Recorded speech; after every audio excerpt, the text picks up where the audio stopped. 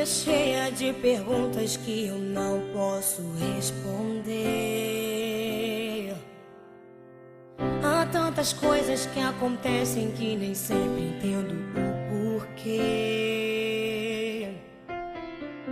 Sentimentos de temores sobre mim, aflições que mais parecem não ter fim, surpresas de um caminho que ainda não trilhei. No meio dessa tempestade pude então ouvir a tua voz, que veio como uma brisa sussurrando em meu coração,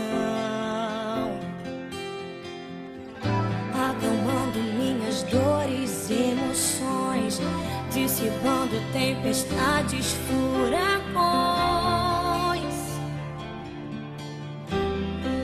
Escolhi descansar em ti. De uma coisa eu sei, decidi confiar, o invisível por certo se revelará.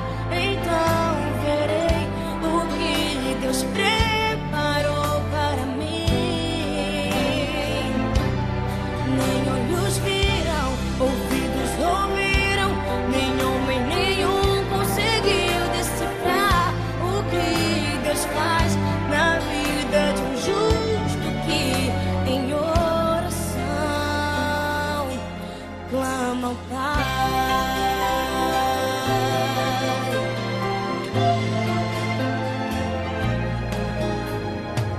No meio dessa tempestade pude então ouvir a tua voz, que veio como uma brisa sussurrando em meu coração,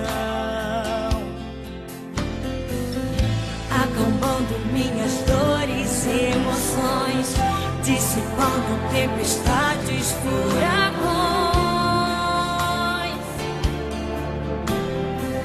Escolhi descansar em ti. De uma coisa eu sei, decidi confiar,